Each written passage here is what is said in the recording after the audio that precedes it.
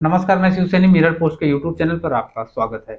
आज हमारे साथ खास शख्सियत में जुड़े हैं डॉक्टर सुशील द्विवेदी जी, जिनका हम आपको परिचय बताते हैं। केंद्रीय विद्यालय की विदेश सेवा में के अंतर्गत वो राजदूतावास काठमांडू में कार्यरत हैं। पर्यावरण के क्षेत्र में उन्होंने बहुत ही बड़े और सराहनीय कार्य भी किए हैं, जैसे कि स्कूलों में जो जड़ी बूटी से अभियान के अंतर्गत चरक औषधि को जो उनके उद्यान है उनकी स्थापना करवाई, साथ ही स्कूलों में नेचर क्लब बनवाए। ये सारे काम किए। इसके अतिरिक्त जो कोविड काल था, वो कोविड काल हमारे सबके लिए बहुत ही कहें तो बहुत ही ऐसा पीरियड था, बहुत क्राइसिस था उस समय। हर चीज को लेकर, दवा से लेकर छोटी छोटी चीजों को लेकर जो बहुत ही आवश्यकतापूर्ण थी, उस समय डॉक्टर सुशील द्विवेदी जी ने 1.5 लाख शिक्षकों को ट्रेनिंग दी। इस बात की ट्रेनिंग दी कि उनको नेचर के प्रति रुझान लोगों का कैसे बढ़ाया जाए, और कोविड काल ही एक ऐसा काल था जिसमें से नेचर की कीमत क्या है उसको बताया गया था। उसको उसकी अहमियत पता चली थी कि नेचर की अहमियत है क्या। आज हम उनसे बातचीत करेंगे। पहले तो सर, आपका स्वागत है हमारे चैनल पर। बहुत बहुत धन्यवाद सर, अगर हम जो नेचर की ही आप रिसर्च करते हैं और साइंस से ही आपका जो बैकग्राउंड है, तो आज वर्तमान में अगर हम बात करें, प्रेजेंट टाइम की बात करें, तो गगनयान बहुत चर्चा में है सर। अगर तो जो गगनयान है, ये भारत देश के लिए क्यों जरूरी है अगर देखा जाए तो? आज का दिन बहुत खास है, जैसा कि आपने कहा, क्योंकि आज गगनयान की टेस्टिंग की गई है और गगनयान हमारा जो टेस्टिंग है वो सफल भी रहा।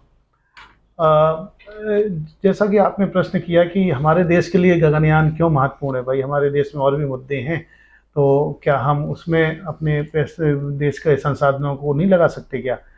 तो मैं सैनी साहब एक बात बताना चाहूँगा कि गगनयान वह यान है कि अगर हमारा ये अभियान सफल होता है और हम 2025 तक इस यान को भेजने में, जिसमें हमारे एस्ट्रोनॉट जाएंगे, अंतरिक्ष यात्री, तो भविष्य में हम देखेंगे कि हर तरफ विज्ञान की जय जयकार होगी। एक ऐसा देश जिसे बहुत पुराने समय से माना जाता था अंधकार वाला देश, नागा साधुओं वाला देश, या लोग, पश्चिम के लोग हिकारत भरी दृष्टि से देखते थे, मंत्रों वाला देश, सांप बिच्छुओं वाला देश, क्या क्या नहीं हमारे देश के लिए लोग कहते थे।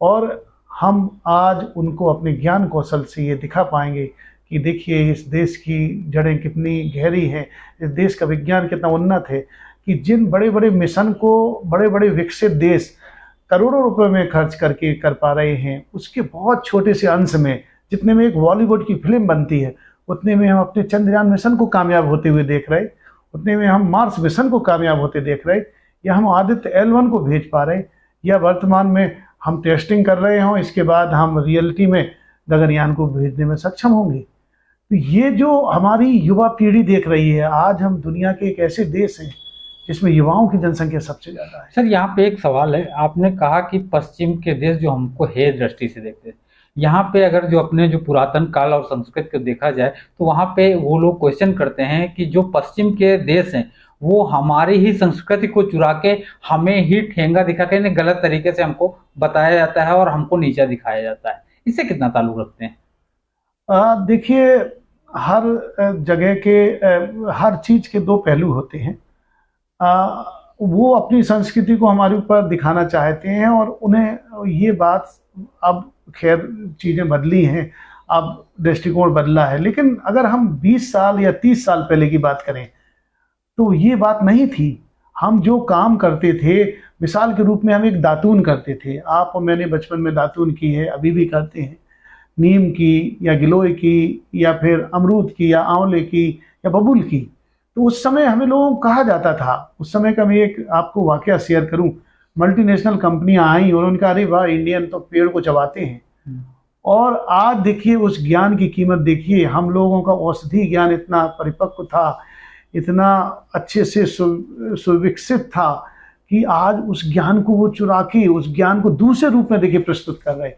आज हर कंपनी जो आज दांत के साफ करने के लिए जो भी अपना दंत मंजन या पेस्ट देती है, उसमें देखिए एलोवेरा मिला रही है, या फिर आप देख रहे होंगे लौंग मिला रही है, या फिर हमारे बबूल को या नीम को मिला रही है। तो ये भारतीय ज्ञान था, लेकिन उन्होंने क्या किया, उसको थोड़ा सा मॉडिफाई किया।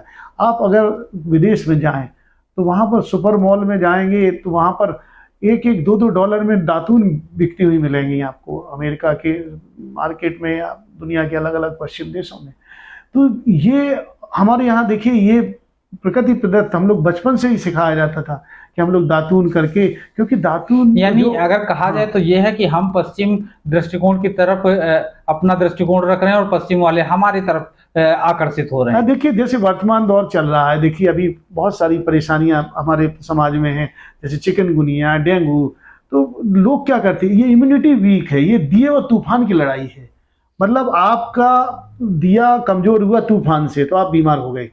इम्यूनिटी को बढ़ाने के लिए गिलोय या फिर हम लोग और हल्दी का दूध में डाल के कब से नहीं सेवन करते आए। गिलोय सदियों से मेरा आपका खून साफ कर रही, लेकिन वही बात है ना कि इस तरफ नहीं गया। लेकिन अब देखिए विज्ञान ने भी ये प्रूव कर दिया कि जो भारतीय या हम लोग भारतीय महाद्वीप के लोग जाने अनजाने गिलोय का सेवन करते रहे जो खून साफ करने में सहायक है, या फिर हम हल्दी का इस्तेमाल करते रहे, उसमें करकुमिन एक एंटी कैंसर सब्सटेंस होता है जो हमें और आपको कैंसर से बचाता है। तो ये जाने अनजाने हमें आपको ज्ञान मिला। अगर ऐसे बहुत सारे एग्जाम्पल। सर अभी एक लड़ाई और भी चलती है, आपने डेंगू का जिक्र किया और वर्तमान में चल भी रही है, एलोपैथ और आयुष के बीच में।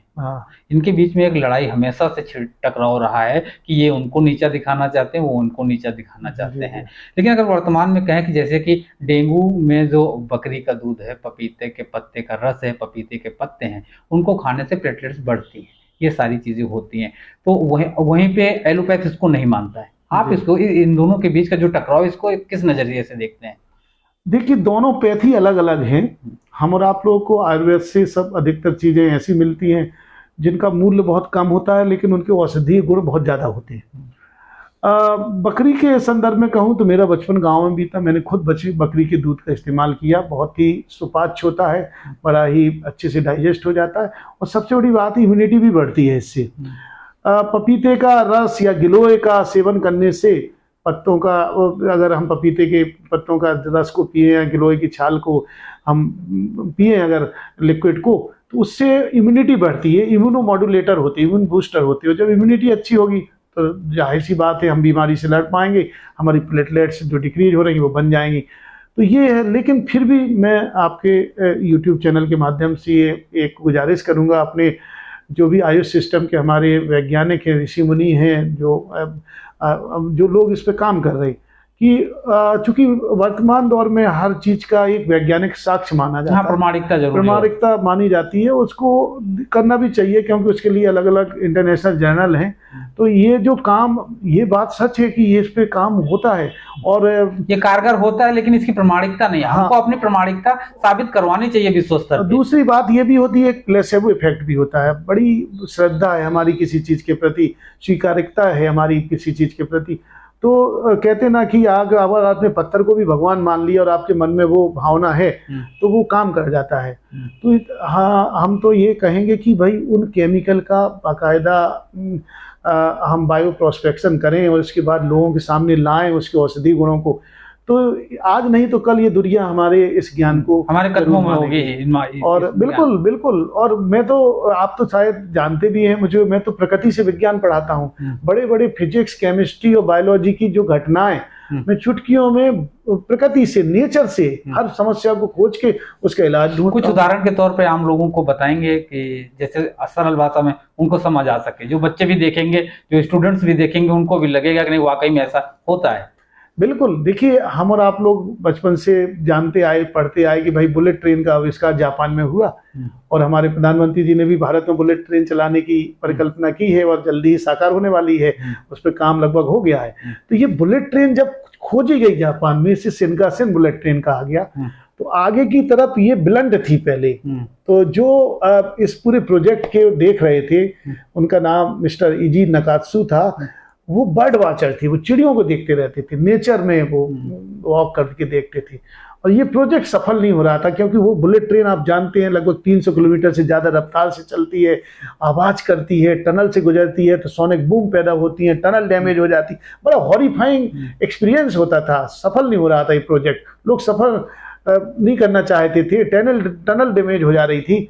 तो उन्होंने देखा कि ये चिड़िया होती है, किंग फिशर, बहुत तेजी के साथ ऊपर से आती है और बिना किसी छपाक की आवाज के, without producing any splashing sound, पानी के अंदर से मछली को पकड़ के विद इन फ्यू सेकेंड उड़ जाती। यहां से उनको आइडिया मिला ये क्यों हुआ, उस चिड़िया के एक विशेष आकार की चोंच की वजह से, जो उसको इस प्रकार की एजिलिटी, इस प्रकार का जो पानी में जब जाती है तो उसको कम से कम प्रतिरोध का सामना करना पड़ता है। तो इससे उन्होंने सोचा कि क्या मैं बुलेट ट्रेन का आगे का आकार बदलूं, और उन्होंने ऐसा किया और वो सफल हो गए। ऐसे में कुछ और उदाहरण दूं, जैसे आजकल देखिए हम जो कपड़े पहनते हैं, ये कपड़े हम लोग अब कितने दिन पहन पाएंगे, 2 दिन 4 दिन, हाँ, डस्ट हो जाएगा, पसीना हो जाएगा, कॉलर गंदी हो जाएगी। लेकिन इन्हीं कपड़ों को नैनो टेक्नोलॉजी की मदद से हम ऐसा बना दें कि डस्ट रुके ही ना, कॉलर हमारी गंदी हो ही ना, पसीना ये सोखे ना, ऐसा संभव हो गया है।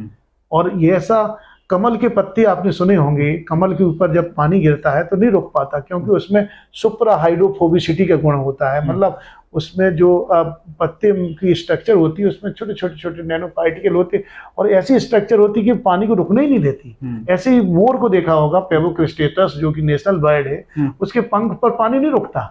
यहाँ से देखिए कंसेप्टली यहाँ से इंस्पायर हुए, यहाँ से नकल की, क्योंकि इंसान सदा से नकलची रहा है। यानी यूं कहें तो जो विज्ञान है वो नेचर ही है। बिल्कुल, हम लोग तो वैसे भी नकलची रहे, हम लोग बंदरों की नकल किए, क्योंकि हमारे पूर्वज बंदर थे, आप जानते हैं।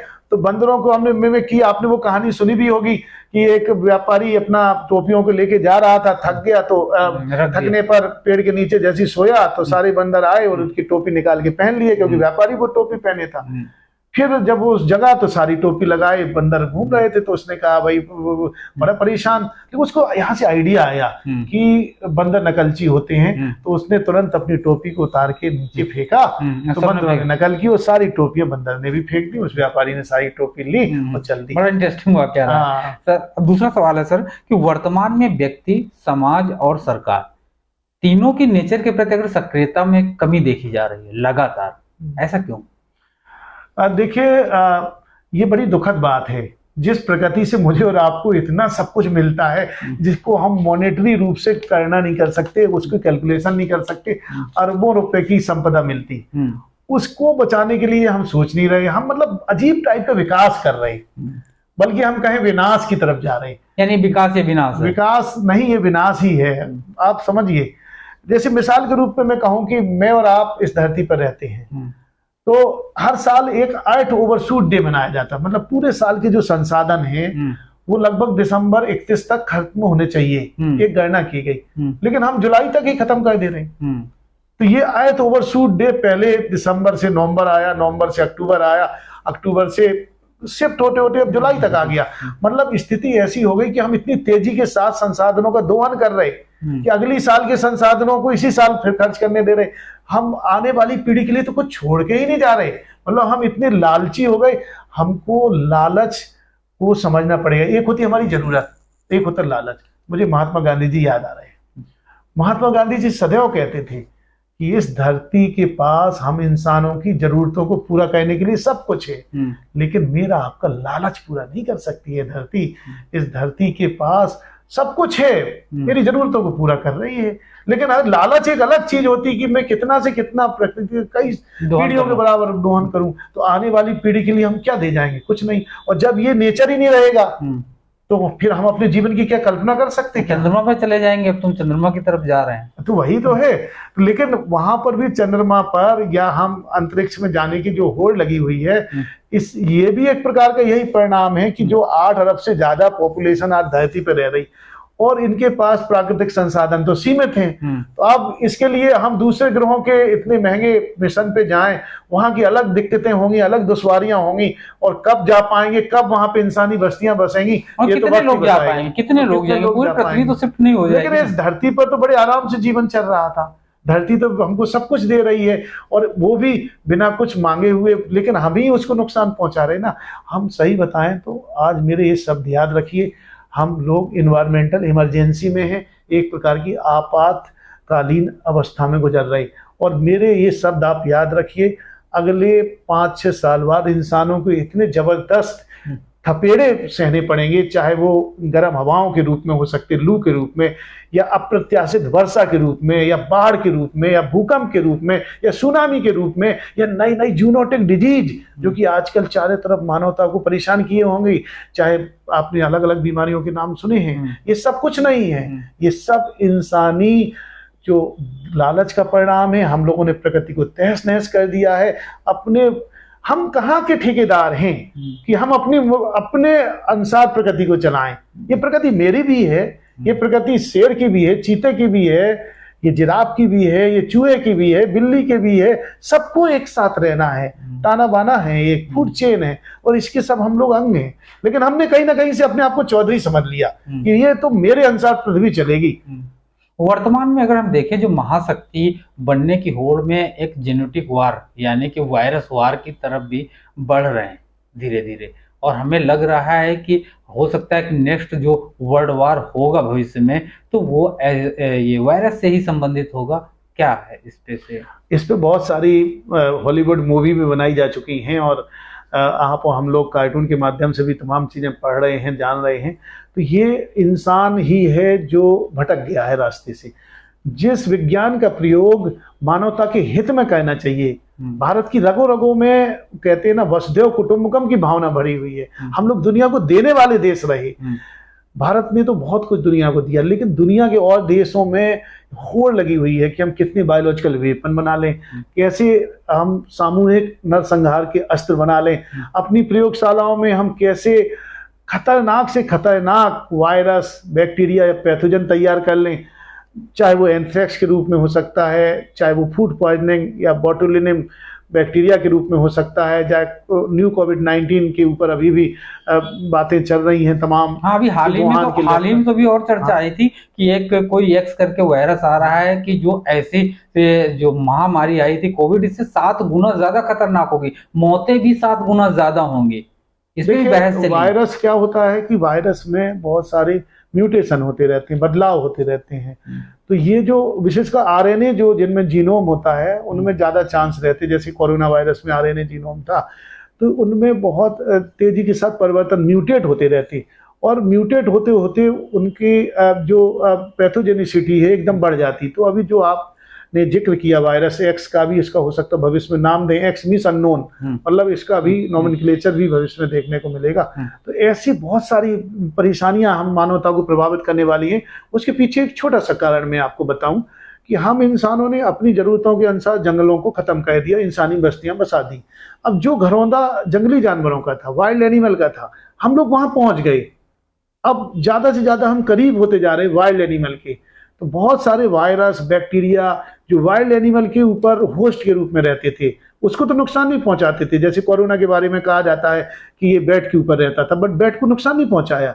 लेकिन वही बैट मेरे आपके कहीं ना कहीं से संपर्क में आई, और वो वायरस, जैसे कि कहा गया कि बैट ने वहां से ड्रॉपिंग या उसकी फीसिस निकला, और एंट ईटर या चींटीखोर ने उसे खा लिया, और चींटीखोर का मांस इंसान खाया, तो इंसान के अंदर वो वायरस पहुंच गया। तो ऐसी कई सारी चीजों पर अभी पर्दा उठना बाकी है। लेकिन एक सीधी सी बात है जो मुझे और आप इंसानों को समझनी चाहिए कि इस धरती के पास हम सबको देने के लिए सब कुछ है, हमारी सारी समस्याओं को हल करने के लिए सब कुछ है, लेकिन हमारे लालच को नहीं कर सकती। हम जंगलों को खत्म करते जा रहे हैं। जितनी देर में मेरा आपका ये इंटरव्यू खत्म होगा, उतनी देर में हम लोग 10 फुटबॉल के बराबर मैदान के अपने वर्षा वनों को खत्म कर देंगे। मतलब जिन्हें लंग्स ऑफ द फॉरेस्ट कहा जाता, जिसे धरती के वर्षा वन कहते, जिनसे हमें अमूल्य ऑक्सीजन प्राप्त होती, वो सब खत्म हो जाएंगे। तो ये कहाँ का न्याय है?